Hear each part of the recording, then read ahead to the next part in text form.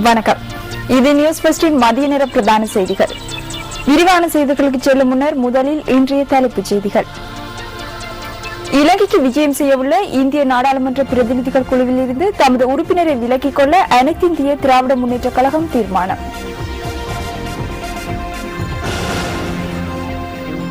சொந்த இடங்களுக்கு செல்லும் பயணிகளுக்கான விசேட போக்குவரத்து சேவைகள் ஆரம்பம்.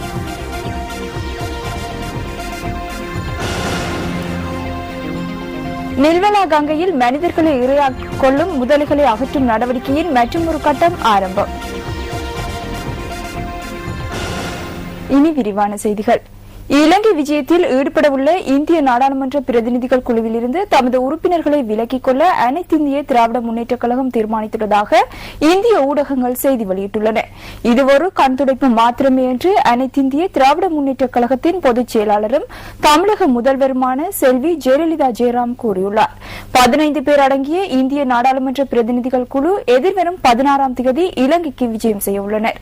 இந்த குழுவில் தமது கட்சி சார்பில் ராப் பெர்னாண்ட் அங்கத்துவம் வகிப்பதாக தமிழக முதல்வர் ஏக்ரின்வே அறிவித்திருந்தார். எனினும் இலங்கை விஜயத்தில் ஈடுபடுவதன் மூலம் தாம் எதிர்பார்க்கின்ற இலக்குகள் நிறைவேற மாட்டாது என்பதால் இந்த தீர்மானத்தை மேற்கொண்டுள்ளதாகவும் ஜெயலலிதா கூறியுள்ளார் என இந்திய ஊடகங்கள் மேலும் குறிப்பிட்டுள்ளன.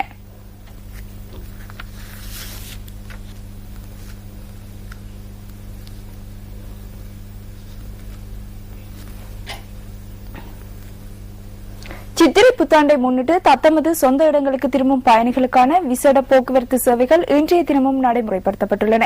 இன்றைய தினமும் மேலதிகமாக 500 பஸ்கள் சேவையில் ஈடுபடுத்தப்பட்டுள்ளதாக புறக்கோட்டை பிரதான பஸ் தரிப்பிட போக்குவரத்து உதவி முகாமையாளர் சந்திரரத்ன ரத்துகே தெரிவித்தார். இன்று காலை புறக்கோட்டை பிரதான பஸ் தரிப்பிடம் மற்றும் ஏனைய பஸ் நிலையங்களில் இந்த காட்சிகள் பதிவாகின.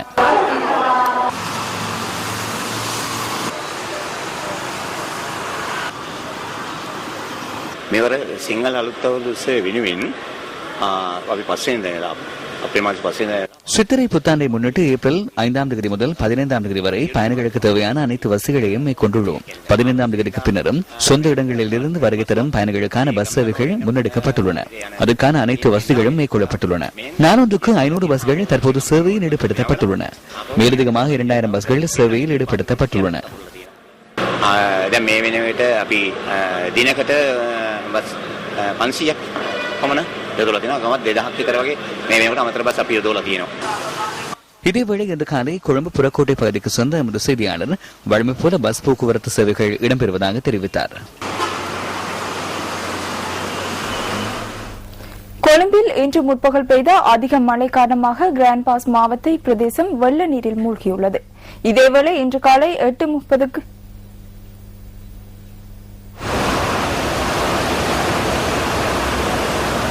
வெள்ள நிலைமை காரணமாக சுமார் 600 பேர் வரை இடம்பெயர்ந்துள்ளதாக இடர் முகாமைத்துவ நிலையத்தின் ஊடக விவகாரங்களுக்கான பிரதி பணிப்பாளர் குறிப்பிட்டார்.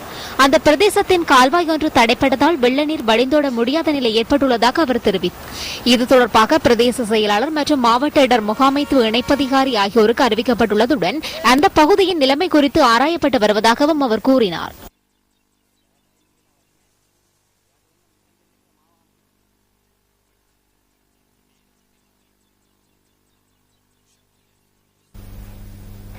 இதேவேளை இன்று காலை 8:30க்கு நிறைவடைந்த 24 மணித்தியாலங்களுக்குள் ரத்மலானை பிரதேசத்திலேயே அதிக மழைவீழ்ச்சி பதிவாகியுள்ளதாக வளிமண்டலவியல் திணைக்களத்தின் வானிலை அதிகாரி கே சூரியகுமாரன் குறிப்பிடுகின்றார். இன்று காலை 8:30 மணியிடம் முடிவடைந்த கடந்த 24 மணித்தாங்களில் ரத்மலானை பிரதேசத்தில் 93.8 மில்லிமீட்டர் மழைவீழ்ச்சியும், கொழும்பு பிரதேசத்தில் 70.3 மில்லிமீட்டர் மழைவீழ்ச்சியும், கட்டடாய்க்கவையில் 41.3 மில்லிமீட்டர் மழைவீழ்ச்சியும், ரத்னபுர பிரதேசத்தில் 66.7 மில்லிமீட்டர் மழைவீழ்ச்சியும் பதிவாகியிருப்பதும் குறிப்பிடத்தக்கது. அத்துடன் அதிகூடிய வெப்பநிலையாக 34.9 செல்சியஸ் ஆகிய வெப்பநிலை வவுனியா பிரதேசத்திலும், அதி குறைந்த வெப்பநிலையாக 13.7 செல்சியஸ் வெப்பநிலை நுவரெலியா பிரதேசத்திலும் பதிவாகியிருப்பதும் குறிப்பிடத்தக்கது.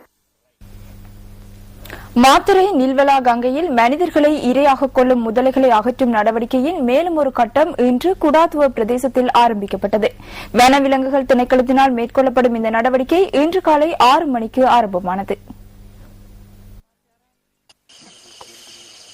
வனவிலங்குகள் திணைக்களத்தின் பிரதி பணிப்பாளர் டாக்டர் தாரக பிரசாத் உட்பட்ட 10 பேர் அடங்கிய குழுவினர் இந்த நடவடிக்கையில் ஈடுபட்டுள்ளனர்.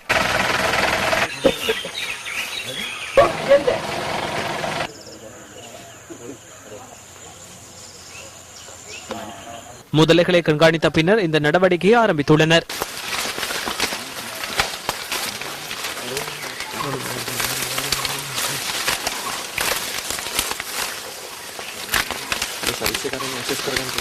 இதன்போது கடந்த 4ஆம் தேதி பாடசாலை மாணவி ஒருவரின் உயிரை காவு கொண்ட முதலையையும் அவதானிக்க முடிந்தது. அது தொடர்பான காட்சிகள் எமது பிராந்திய செய்தியாளரின் கேமராவில் பதிவாகியது.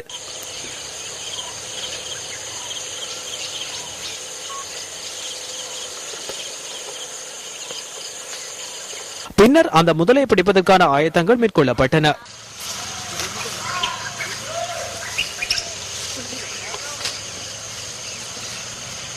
நூற்றுக்கும் மேற்பட்ட முதலைகள் இருக்கின்ற நெல்வளா கங்கை சிங்கராஜ மலைத்தொடரின் தென் பிரதேசத்திலிருந்து ஆரம்பமாகின்றது.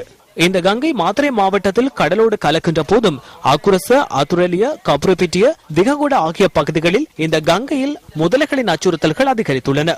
கடந்த 4ஆம் தேதி பாடசாலை மாணவி ஒருவரும் கடந்த மாதம் 28ஆம் தேதி பெண்ணொருவரும் முதலை தாக்குதலுக்கு இலக்காகி உயிரிழந்தமை குறிப்பிடத்தக்கது. நெல்வளா கங்கையில் சுமார் 100க்கும் அதிகமான முதலைகள் இருப்பதாக அறிய கிடைத்துள்ளதென வனவிலங்குகள் திணைக்களத்தின் பணிப்பாளர் HD ரத்நாயக்க தெரிவித்துள்ளார்.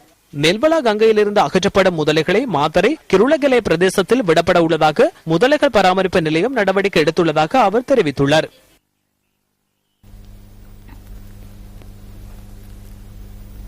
கதிர்காமம் தம்பென்னாவ பிரதேசத்தில் ஏலத்தில் விடப்பட்ட ரத்தினக்கல் படிம காணியில் மண்ணை திருடுவதற்கு வந்ததாக கூறப்படும் 3 உட்பட 5 பேர் கைது செய்யப்பட்டுள்ளனர்.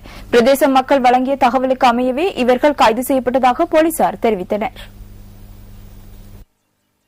பிரதேசத்தில் காவல் கடமைகளில் ஈடுபட்டிருந்த 2 கைது செய்யப்பட்டவர்களில் உள்ளடங்குவதாக தெரிவிக்கப்பட்டுள்ளது. இந்த காவலாளிகள் இரத்தினக்கல் படிம காணியில் மண்ணை திருட வந்தவர்களுக்கு ஒத்துழைப்பு வழங்கியுள்ளதாக போலீசார் சந்தேகம் வெளியிட்டுள்ளனர். சந்தேக நபர்கள் வந்த வாகனத்தையும் போலீசார் கைப்பற்றியுள்ளனர்.